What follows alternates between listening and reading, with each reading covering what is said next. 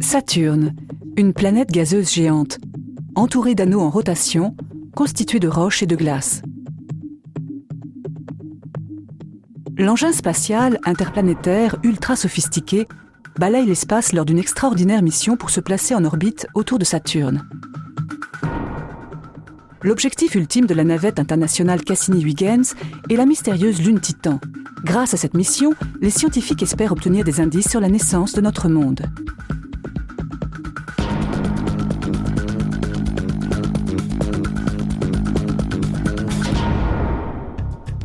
C'est un moment décisif pour la mission Cassini. La navette Cassini-Huygens, qui se déplace à près de 96 000 km/h, approche de la planète Saturne. À cette vitesse, on pourrait relier Londres à New York en moins de 3 minutes. C'est à cet instant que se joue le succès ou l'échec de la mission. L'engin spatial doit rapidement décélérer. En allumant ses fusées, il tente de se placer sur l'orbite de Saturne. À Pasadena, en Californie, au laboratoire de propulsion par réaction de la NASA, les scientifiques et les ingénieurs retiennent leur souffle. C'était un moment de très grande tension.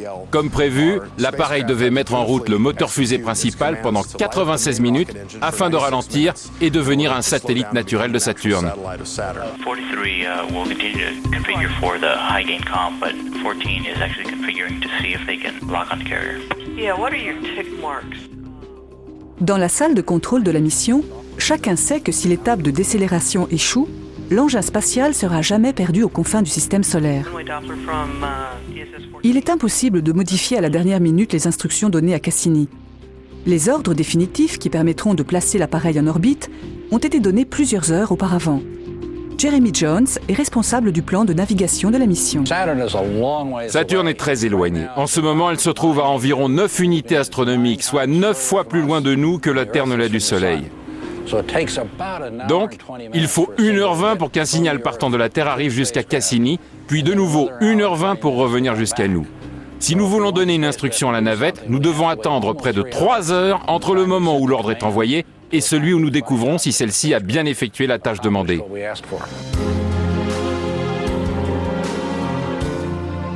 Si la fusée Cassini n'est pas mise à feu ou ne fonctionne pas correctement, l'équipe en Californie n'en est avertie qu'1h30 après. C'est beaucoup trop tard pour sauver l'appareil de la catastrophe. Afin de se placer en orbite autour de Saturne, Cassini se déplace dans une zone vide entre les anneaux F et G, qui fait environ 30 000 km de large. Cela semble immense, mais par rapport à Saturne et à son système d'anneaux, c'est en fait une toute petite zone à cibler. L'insertion en orbite est l'étape la plus délicate de n'importe quelle mission. Tout doit parfaitement fonctionner. Un engin peut aisément subir des avaries lors de son lancement et par la suite du fait de particules et de débris dans l'espace. C'est pourquoi les ingénieurs ont dû concevoir les systèmes de la navette en tenant compte de ces paramètres. Les 2 moteurs fusées sont munis d'une coque qu'on appelle la protection du moteur principal. Cela ressemble un peu à la capote d'un landau et sert à protéger le moteur principal des particules, surtout dans le système de Saturne. Cassini est doté de 2 propulseurs, le principal et celui de secours, en cas de problème. Les systèmes de protection ont rempli leur fonction. Au moment prévu, le moteur principal de Cassini est mis à feu. La navette n'aura pas besoin de son moteur de secours. Après avoir brûlé pendant 96 minutes, le moteur réduit la vitesse de l'appareil de 2000 km/h. Au bout de 7 années de vol, le vaisseau spatial Cassini-Huygens est en orbite autour de Saturne.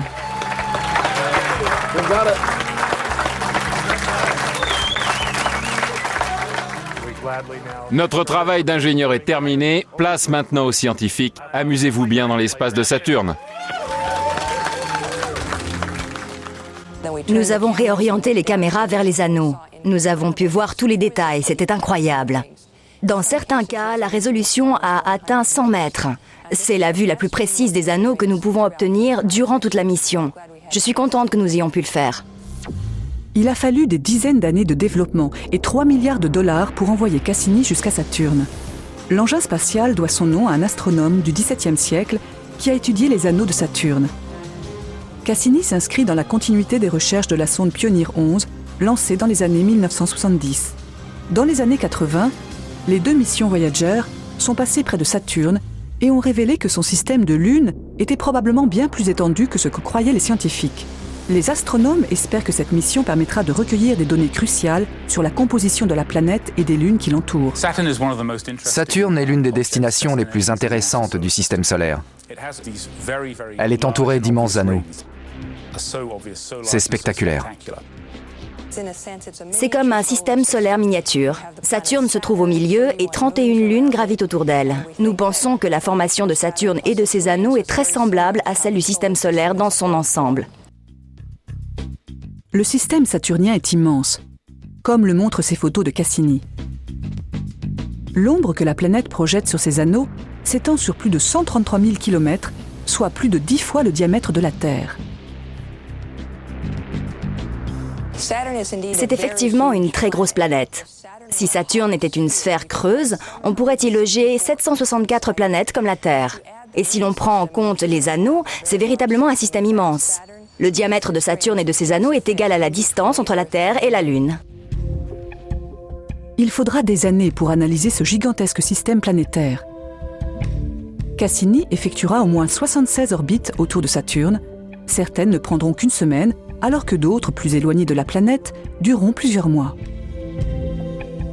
Les recherches scientifiques révolutionnaires entreprises par Cassini sont en bonne voie. Les premiers résultats soulèvent déjà des questions au sujet des lunes de Saturne et de la particularité la plus visible de cette planète, ses immenses anneaux.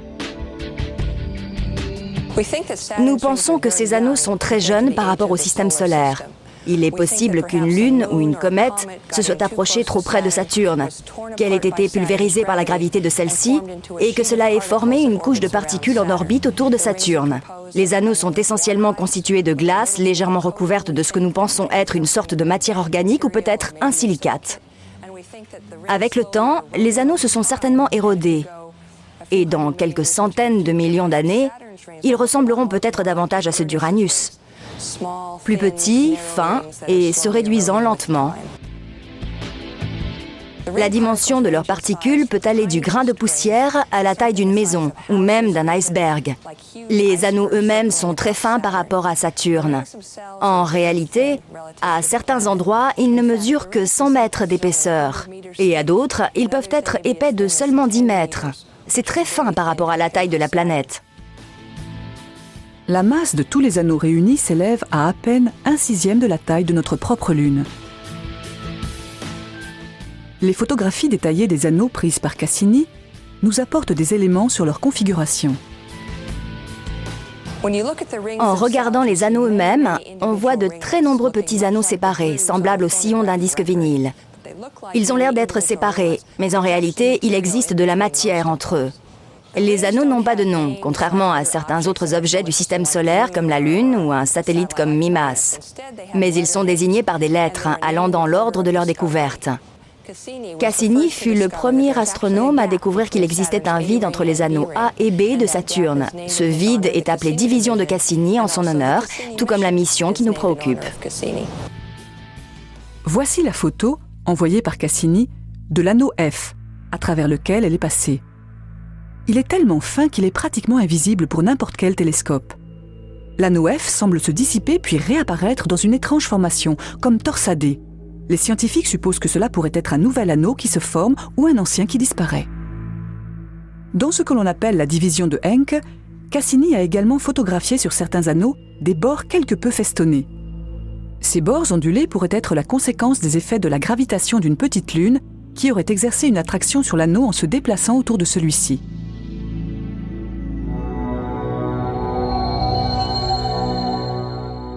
La plus grande surprise qu'ont eue les scientifiques est la lune la plus externe de Saturne, Phoebe, photographiée lors d'un survol avant que Cassini n'entre dans l'orbite de la planète.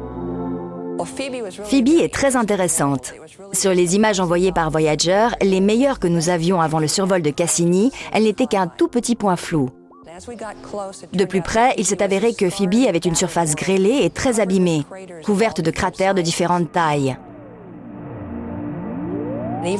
Elle présente même des cratères à l'intérieur d'autres cratères. En certains endroits, des morceaux de la paroi des cratères étaient tombés, peut-être à cause d'un impact, et ils ont révélé ce que l'on pense être de la glace hydrique ou de la glace de dioxyde de carbone. Nous avons réussi à diriger les caméras précisément sur Phoebe. Pour un navigateur, on ne peut pas rêver mieux. Les scientifiques pensent également que cette petite lune de couleur sombre, d'environ 215 km de diamètre, peut provenir de la ceinture de Kuiper, un anneau d'astéroïdes constitué de morceaux de matière originelle, vestige de la naissance du système solaire, il y a environ 4,5 milliards d'années. Phoebe constitue une sorte de capsule temporelle. Elle nous permet d'observer la matière à l'origine du système solaire. Réussir à envoyer un engin spatial aux confins de l'espace est l'un des plus grands défis de la mission Cassini. L'exploration d'un système planétaire si vaste et si divers exige tout un ensemble d'équipements scientifiques et une structure assez grande pour pouvoir les transporter. Mais cela n'est pas un problème en soi. Avec un poids au lancement de 6 tonnes, Cassini ne peut pas transporter assez de combustible pour se propulser elle-même sur plus d'1,5 milliard de kilomètres jusqu'à Saturne. Le poids de l'appareil atteint des dizaines de milliers de kilos. Pratiquement tous les ergols auraient été beaucoup trop lourds pour permettre à n'importe quel lanceur de décoller. Alors l'équipe de la mission Cassini opte pour une autre solution. Il leur faut tout d'abord le plus puissant lanceur au monde. Le 15 octobre 1997, à Cap Canaveral, en Floride, la sonde Cassini-Huygens est chargée sur une fusée Titan 4 avec une poussée au décollage de plus de 1000 tonnes. 5, 4, 3, 2, 1, and liftoff of the Cassini spacecraft on a billion-mile trek to Saturn.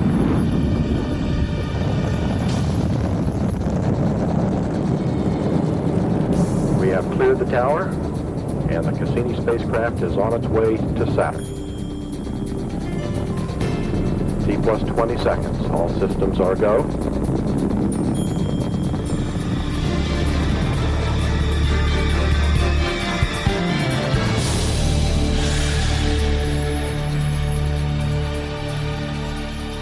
Les scientifiques décident qu'après le lancement, Cassini ne prendra pas un itinéraire direct jusqu'à Saturne.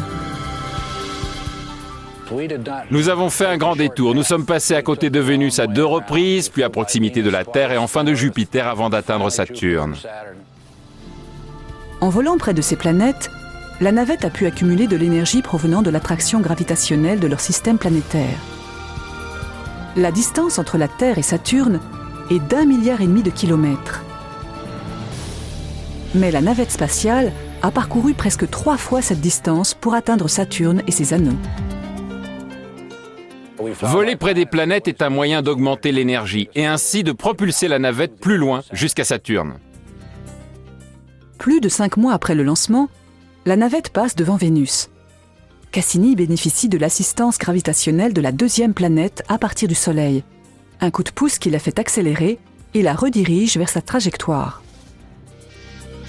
C'est comme un effet de fronde. La navette s'approche de la planète, cette dernière la fait accélérer et la propulse hors de son système. L'allumage du moteur principal de Cassini dans l'espace permet de régler avec précision la direction de l'appareil. Nous utilisons l'assistance gravitationnelle pour les modifications importantes de la navette et les moteurs pour les modifications mineures.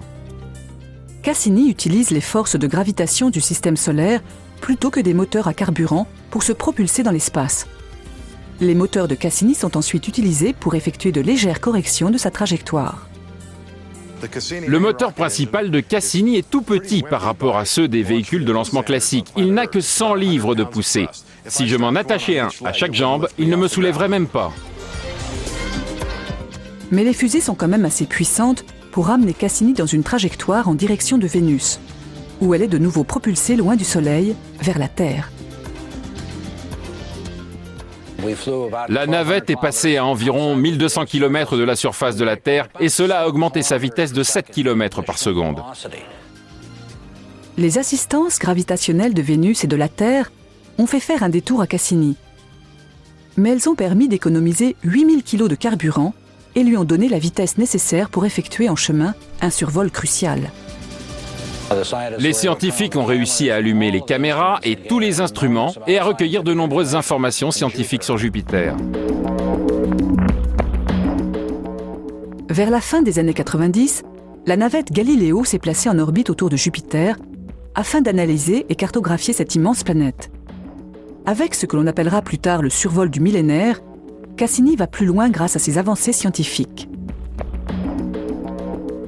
En tandem, les deux navettes à la pointe de la technologie établissent la cartographie de la planète et de sa magnétosphère en 3 dimensions et renvoient un flux d'images et de données sans précédent.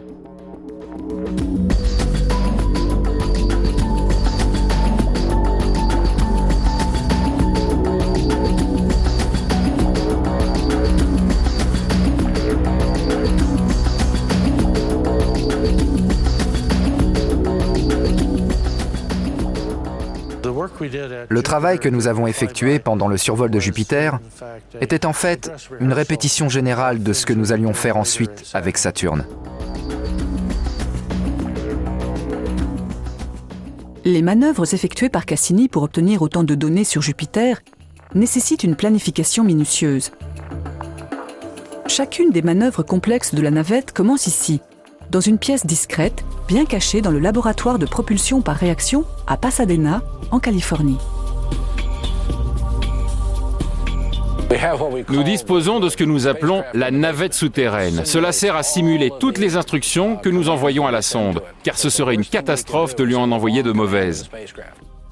Ainsi, avant que Cassini ne fasse le moindre mouvement, Laetitia Montanez l'effectue avant elle, sur le matériel informatique de simulation disposé dans cette salle blanche. La simulation permet de prédire l'avenir. Grâce à elle, nous pouvons anticiper les événements qui pourront se produire dans la navette.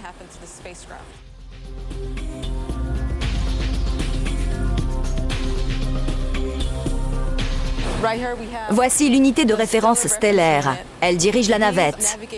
C'est cet instrument qui prend les photos des étoiles et qui détermine notre position dans l'espace. Nous avons ici des mécanismes d'orientation de la tuyère. Ils se trouvent sur le moteur principal. Ces commandes d'orientation permettent au moteur de pivoter à 360 degrés afin de corriger la trajectoire de la navette. Voici le sous-système pyrotechnique. Il permet de contrôler la puissance de la navette et il gère également la mise à feu des charges dégageant les protections d'un instrument. Bien évidemment, nous n'avons pas de charge pyrotechnique dans nos locaux, ce serait trop dangereux. Tout ce matériel informatique effectue les manœuvres en temps réel pour chaque test, y compris celui qui conduira Cassini à peine 2000 km de la Lune Phoebe. Nous avons mené ce test environ 3 fois. Chacun dure 36 heures. Il peut se produire n'importe quoi et cela anéantirait nos 36 heures de test. Ces longues simulations sont très stressantes. Ces tests de manœuvres préliminaires réalisés par la navette souterraine permettent à Cassini de mener à bien sa mission aux abords de Jupiter et de continuer jusqu'à sa destination finale grâce à une autre assistance gravitationnelle. Jupiter a augmenté la vitesse de 2 km par seconde pour atteindre Saturne. L'attente est longue pour l'équipe internationale de scientifiques qui participent au projet. 7 ans après le lancement, et une fois la sonde en orbite, l'équipe est toujours aussi enthousiasmée par cette mission. Le début de ce tour d'orbite marque une étape très importante dans l'histoire de l'humanité. Pour la première fois, un engin spatial est en orbite autour du mini-système saturnien. On ne comprend pas encore totalement ce que signifient les données envoyées par cette mission. Nous n'avons pas fait comme Galiléo, qui s'est arrêté longtemps aux abords de Jupiter. L'intérêt principal, ce qui attise notre curiosité, c'est que nous ne savons pas ce que nous allons découvrir et que nous ne pouvons même pas l'imaginer. Cassini est équipé de caméras et de capteurs de pointe destinés à photographier et à mesurer l'environnement de Saturne. Mais tout ce matériel serait inutile sans sa capacité à transmettre et à recevoir des données sur une distance de plus d'1 milliard de kilomètres entre Saturne et la Terre. Le centre névralgique du système de communication se trouve ici, au laboratoire de propulsion par réaction. Qu'il s'agisse de données à des fins de navigation ou de données télémétriques qui concernent les scientifiques et les ingénieurs, toutes les informations destinées à localiser la navette nous sont transmises jusque dans cette pièce grâce au réseau Deep Space de la NASA. Elles sont ensuite dirigées vers les différents projets, les différents utilisateurs qui seront les derniers destinataires. Cassini garde le contact avec la Terre grâce au groupe d'antennes du réseau spatial de la NASA. They still on a 3 hertz of bandwidth? That's affirmative. Copy. Une partie du réseau spatial de la NASA se trouve ici, à Goldstone, au cœur du désert de Mojave californien. C'est là que les ingénieurs et les opérateurs écoutent Cassini en permanence, grâce à des antennes radio parmi les plus grandes au monde. La parabole mesure 70 mètres de diamètre. Pour donner une idée de surface, c'est l'équivalent d'un terrain de près de 4000 mètres carrés. Il y a 15 mètres entre la base de la parabole et l'extrémité du cône. C'est l'équivalent de 5 étages. La parabole pèse près de 2700 tonnes et la structure qui la supporte, de plus de 3600 tonnes, tourne sur une couche d'huile épaisse de 0,13 mm. L'ensemble flotte sur cette huile et tourne grâce à un système de rouage. Le logiciel très perfectionné qui permet de placer Cassini en orbite a été élaboré pendant les 7 années de sa traversée. Puis, il a été transmis à la navette à partir d'ici.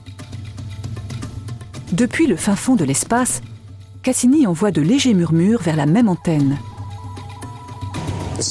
Le signal que nous recevons de la sonde a une puissance d'un milliardième de 100 millionième de watts. C'est beaucoup plus faible que la lumière qui éclaire votre montre. Les signaux sont essentiellement des signaux radioélectriques. Ils sont captés par l'antenne, puis traités par les instruments. Ils sont transformés en un même type de signal que celui qu'utilise votre ordinateur. Ce sont des 1 et des 0. C'est un signal binaire. Celui-ci est ensuite transféré dans les instruments pour être traité et analysé par les scientifiques du laboratoire. Go ahead, Nav1. We can confirm that we're receiving one-way data from the DSN.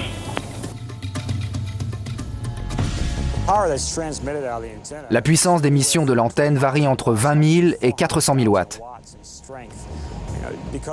Cette puissance est telle que nous avons des dispositifs de sécurité contre les radiations au cas où quelqu'un se trouverait au mauvais endroit, au mauvais moment. Si cela se produisait, la personne pourrait être gravement blessée.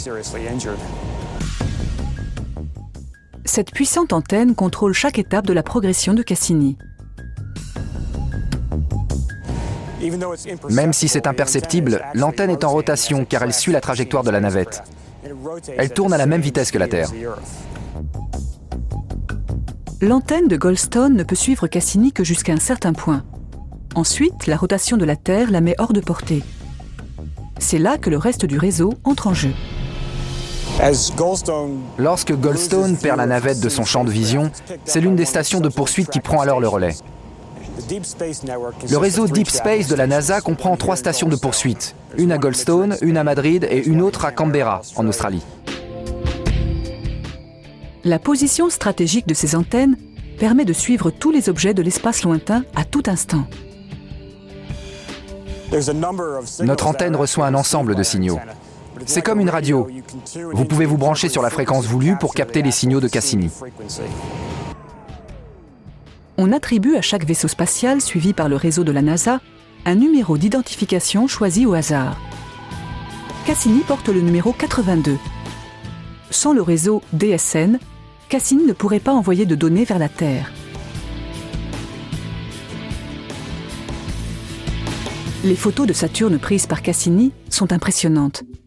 Mais les scientifiques espèrent faire encore mieux, obtenir des informations plus détaillées sur les lunes de Saturne.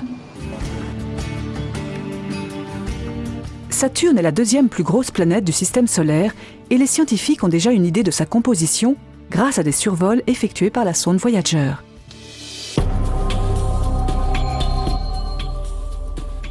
Cette gigantesque boule d'hydrogène avec un noyau composé de roches et de fer liquide ne présente pas de séparation claire entre sa Terre, son océan et son atmosphère. Saturne ne possède que des couches d'hydrogène qui passent progressivement de l'état liquide à l'intérieur du noyau à l'état gazeux en s'éloignant dans son atmosphère. Cette atmosphère est composée par de larges bandes parallèles se déplaçant à grande vitesse sous l'influence de flux convectifs induits par la température.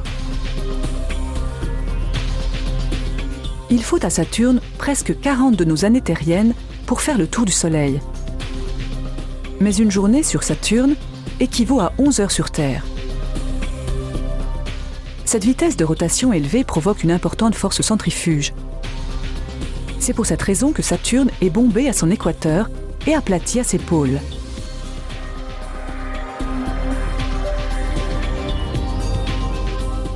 La couche d'hydrogène métallique liquide autour du noyau est peut-être responsable de l'important champ magnétique de Saturne, appelé magnétosphère. Les magnétosphères sont des bulles de gaz contenues dans un champ magnétique de la planète ou de tout objet ayant une magnétosphère. Ainsi, dans le cas de Saturne, nous avons un champ magnétique interne qui génère un champ de force invisible.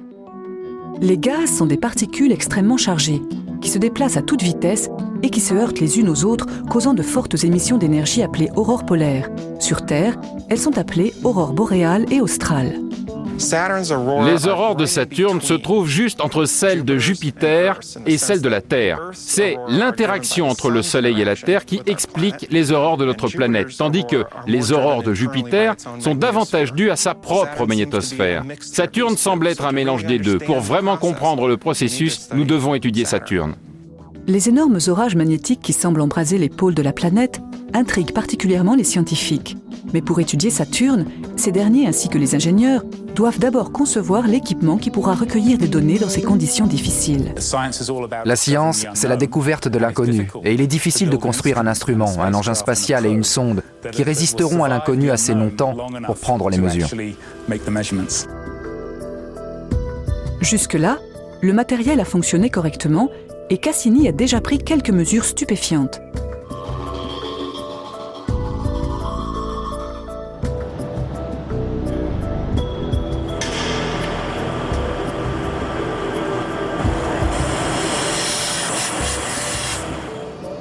En 1995, c'est dans cette pièce que les ingénieurs assemblent la véritable sonde Cassini.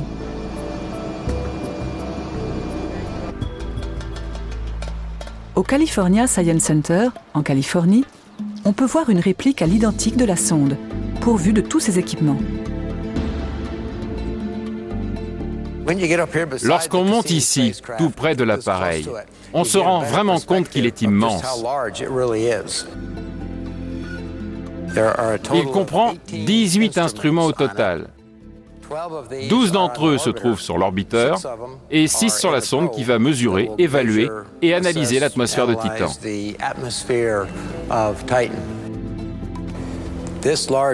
Cette grande parabole située au-dessus de la navette est l'antenne à grand gain. Elle est utilisée essentiellement pour permettre les liaisons entre Cassini et la Terre, ainsi que pour envoyer les instructions de la Terre vers Cassini. La parabole a aussi une autre fonction. Parfois, lorsque la sonde passe à travers certaines zones des anneaux, cela peut être dangereux à cause des poussières et des débris qui s'y trouvent. Dans ce cas, nous dirigeons la parabole dans la direction d'où proviennent les particules, tel un bouclier. Cette parabole a un diamètre de près de 4 mètres. Elle est en graphite époxy. C'est donc une structure rigide, très solide et tout à fait capable de protéger la sonde des minuscules particules de poussière que l'on va certainement rencontrer dans l'environnement de Saturne.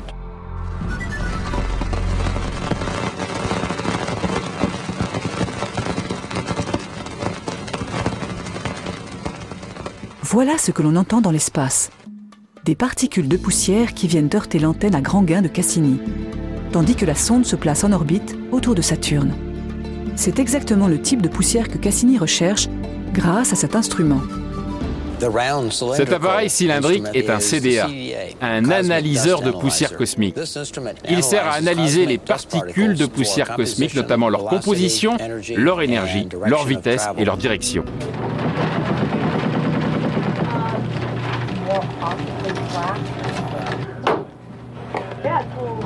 Les particules de poussière abondent dans le système planétaire de Saturne et sont potentiellement dangereuses pour la navette. Mais Cassini est revêtu d'une armure infaillible. C'est une protection en mylar. Elle sert deux objectifs, contrôler la température du vaisseau spatial et le protéger de l'impact des petites particules de poussière et des grains pendant le vol. Les différentes strates ont pour but de rendre inoffensives les moindres particules qui pourraient passer à travers cette protection externe au moment où elles atteignent le matériel scientifique délicat et sensible. Du matériel tel que ce magnétomètre au bout d'une perche qui mesure l'énergie magnétique et détecte la magnétosphère de la planète et de ses lunes. La perche s'étend jusqu'à 11 mètres de la sonde et est équipée de 2 détecteurs magnétométriques. L'intérêt de les placer au bout d'une perche est de les éloigner de la navette pour éviter qu'ils détectent les signaux générés par celle-ci et pour qu'ils captent uniquement les données présentes dans l'environnement naturel. Le revêtement en mylar protège également les 4 capteurs optiques, sorte d'appareils photo qui ont déjà pris des milliers de photos.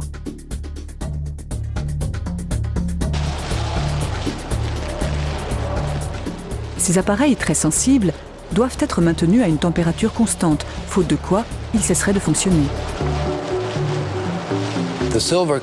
Les évents de couleur argentée servent au contrôle thermique. Ils s'ouvrent et se ferment automatiquement à bord de la navette afin de réguler la température interne. Le bon fonctionnement de Cassini ne dépend pas seulement de la protection en mylar et des évents. Saturne ne reçoit qu'1% de la lumière et de la chaleur que la Terre reçoit du Soleil. La navette a donc besoin d'une source d'énergie fiable et conséquente pour maintenir sa température et son alimentation dans l'espace. Ce dispositif cylindrique noir est l'un des 3 générateurs radioisotopiques thermoélectriques.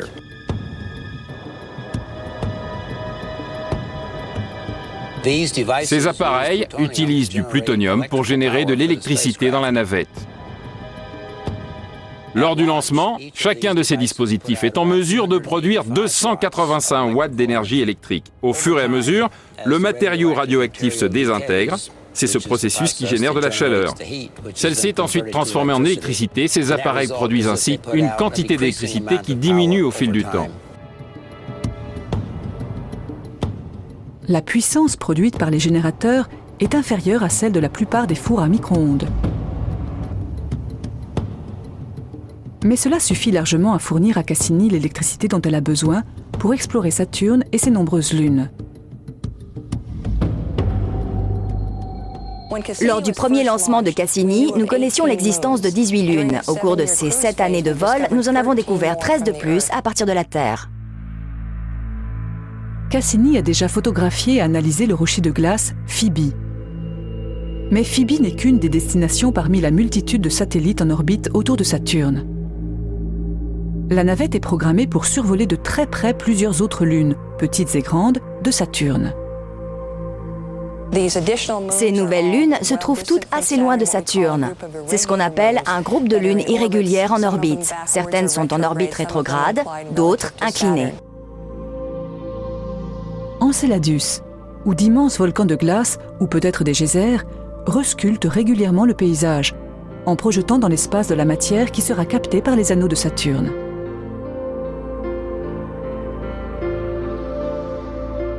Rhea, un univers grêlé d'impacts d'astéroïdes avec de fines rainures blanches qui pourraient être le résultat de la neige provenant de fissures dans sa croûte gelée. Et Dione, une autre lune très cratérisée qui présente elle aussi des paysages rainurés. Thétis, avec son canyon de glace de 95 km de large et peut-être 5 km de profondeur, qui fissure cette lune d'un pôle à l'autre.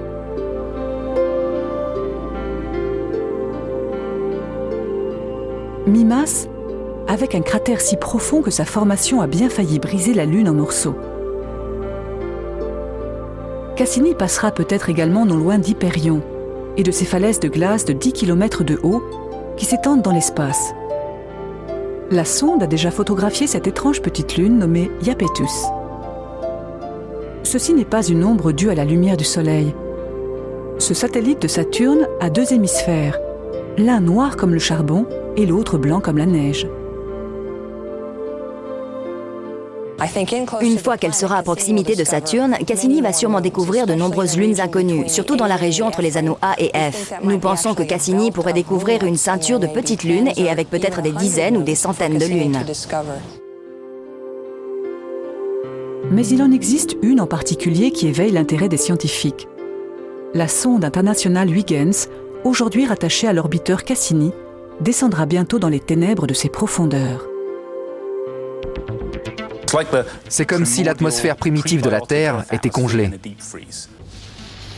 Titan, une mystérieuse lune enveloppée d'un épais brouillard pourrait bien renfermer les secrets de notre propre évolution. La chimie de la planète est peut-être similaire aux conditions qui ont contribué à la naissance de la vie sur Terre. Titan est la deuxième plus grosse lune de tout le système solaire. La seule lune supérieure en taille est Ganymède, gravitant autour de Jupiter. Titan est plus grosse que les planètes Mercure ou Pluton. Ainsi, si Titan était en orbite autour du Soleil, on la considérerait comme une planète. L'une des caractéristiques intéressantes de Titan est son épaisse atmosphère. En effet, c'est la seule lune de tout le système solaire qui en possède une. Tout comme celle de la Terre, elle est essentiellement composée d'azote. On considère parfois l'atmosphère de Titan comme étant prébiotique. En d'autres termes, elle est très riche en matière organique. Ce ne sont pas nécessairement des molécules biologiques, mais des hydrocarbures qui constituent la base des matières organiques que l'on connaît sur Terre.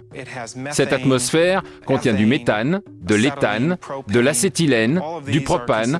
Ces substances sont des hydrocarbures et des composés organiques. Tout ce paysage, associé avec un peu d'oxygène, est extrêmement inflammable. C'est comme un barbecue qui ne demande qu'à être allumé. Étudier cette atmosphère, c'est comprendre nos origines. Cela ressemble un peu à la Terre, à l'état d'embryon congelé. Pour étudier Titan, l'Agence spatiale européenne a développé la sonde Huygens. Plus tard, au cours de la mission, des charges pyrotechniques feront sauter les boulons qui fixent la sonde à l'orbiteur Cassini, et Huygens deviendra la toute première sonde à descendre sur la Lune d'une autre planète. L'un des plus grands défis que la mission Cassini ait encore à relever consiste à libérer la sonde Huygens. À ce moment-là, nous orienterons l'orbiteur dans la bonne direction pour la libérer de façon à ce qu'elle puisse descendre en chute libre vers Titan. La sonde va pénétrer violemment dans l'atmosphère à la vitesse de 18 000 km/h. Le bouclier thermique va absorber le plus gros de l'énergie dégagée lors de l'entrée et les couches externes isolantes vont brûler. La sonde va alors décélérer à environ 1500 km/h et le bouclier thermique externe atteindra une température de 1900 degrés Celsius. La forme de soucoupe que nous avons choisie pour la sonde offre le meilleur aérodynamisme pour entrer dans l'atmosphère de Titan. Lorsque la sonde atteindra la vitesse de 1500 km/h, un premier parachute s'ouvrira. Le parachute extracteur va retirer la protection arrière et le parachute principal va se déployer. Ce dernier mesure environ 8 mètres de diamètre et il va faire ralentir la sonde à 300 km/h. Ensuite, le bouclier thermique et les protections se détacheront et la sonde commencera ses mesures scientifiques. Cette phase dure environ 15 minutes, puis le parachute principal se détache et un parachute téléguidé plus petit est déployé. Les mesures continuent dans cette partie de l'atmosphère. Il peut y avoir des éclairs et une activité électrique. La sonde peut enregistrer des bruits de tonnerre. Elle va prélever un échantillonnage direct de l'atmosphère. À l'approche de la surface, un projecteur va s'allumer sur l'imageur de descente. Nous pourrons alors recevoir des images de la surface sur les quelques derniers mètres avant l'impact, qui interviendra à 5 ou 6 mètres par seconde. À ce moment se mettront en marche les instruments de mesure prévus à la surface de Titan.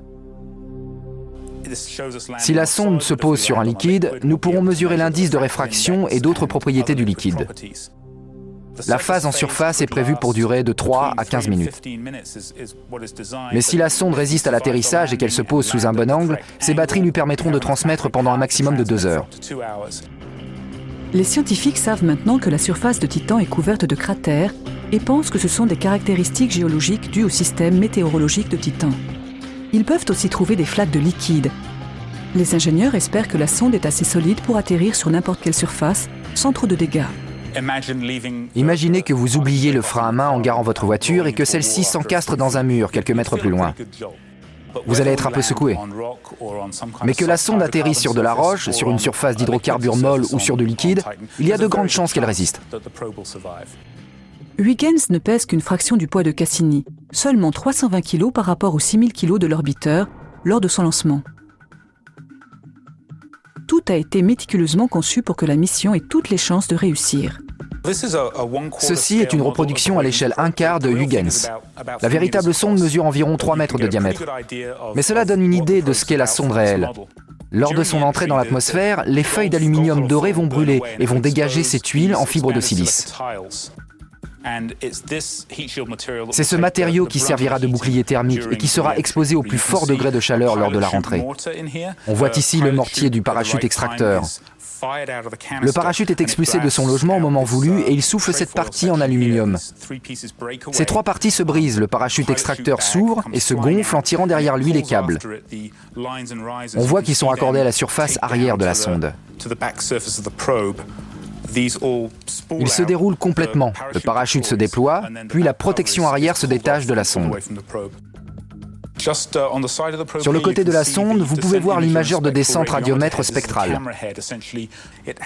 Une sorte de caméra. Elle fait un angle de 45 degrés pour prendre des images de surface et 45 degrés vers le haut pour les mesures de radiométrie spectrale. Malgré tout ce travail, un défaut de conception dans le système de communication de Huygens n'a pas été décelé avant le lancement. Les ingénieurs ont dû modifier à la dernière minute la trajectoire de vol de Huygens pour tenter d'aider la sonde à envoyer ses découvertes jusqu'à la Terre comme prévu, en utilisant Cassini comme station relais. Ils doivent maintenant attendre pour savoir si leurs modifications ont fonctionné. Voici quelques-unes des photos les plus récentes envoyées par Cassini au centre de communication de la mission, en Californie. Lors de son survol, Cassini a utilisé 4 types différents de systèmes d'imagerie pour pouvoir créer une image de Titan. La sonde est équipée de caméras ordinaires, de capteurs à infrarouge et de matériel d'imagerie ultraviolet. Pour la première fois, des images radars ont également été utilisées. En plus de livrer des informations importantes sur Titan, la navigation sur cette lune sera cruciale pour l'ensemble de la mission vers Saturne.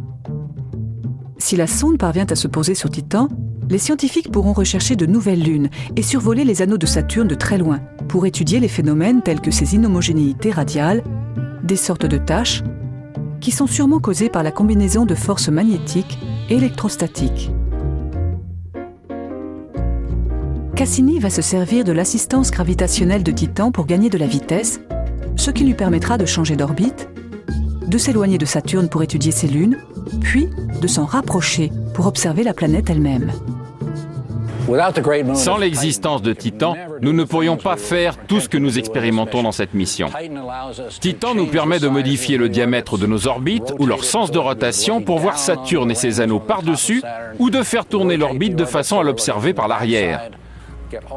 Nous avons pu voir le système saturnien sous tous les angles possibles et étudier les différents phénomènes qui intriguent les scientifiques.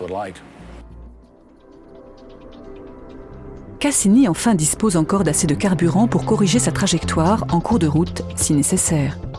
Cassini a été lancé avec 1869 kg de tétroxyde d'azote ou comburant et 1131 kg de monométhylhydrazine ou combustible, soit un total de 3000 kg de carburant. La navette a utilisé environ un tiers de ce total lors de l'allumage d'1h30 du moteur pour sa mise en orbite. Elle a utilisé un autre tiers du propergol pendant les presque 7 années qui ont précédé. Il lui reste donc environ un tiers de son propergol pour les 4 années d'orbite et la possible prolongation de la mission. Si la sonde ne subit pas d'avarie, la prolongation de la mission impliquera des manœuvres à plus haut risque. Cassini pourrait s'approcher davantage de Titan et étudier la composition de son atmosphère étouffante. Ou pourquoi pas, voler plus près des anneaux ou même entre ceux-ci, dans ce que l'on appelle la division de Cassini, qui, tout comme la navette, doit son nom à l'astronome du XVIIe siècle. Observer les anneaux de très près et peut-être découvrir de nouvelles lunes et de nouveaux anneaux autour de Saturne, tout cela fait partie du processus de découverte. Mais dans une ultime prouesse scientifique, Cassini pourrait tout aussi bien terminer son voyage en traversant à toute allure l'atmosphère de Saturne pour finir sur la planète brumeuse.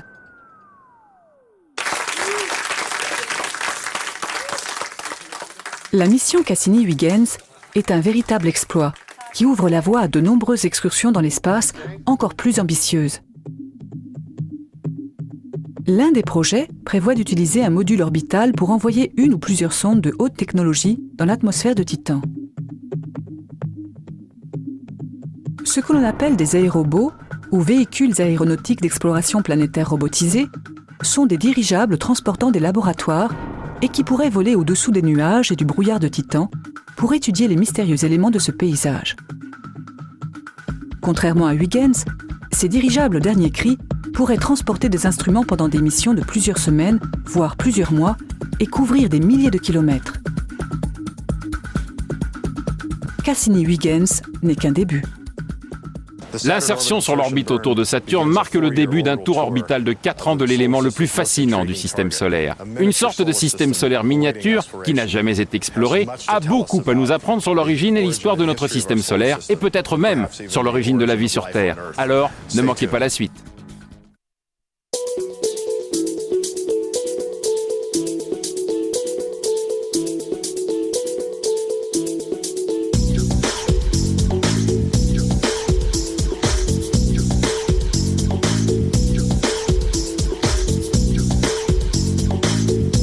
Après la pause, nous reviendrons aux réalités de ce bas monde avec Procureur et l'affaire Feu d'artifice mortel, des étoiles d'un autre genre.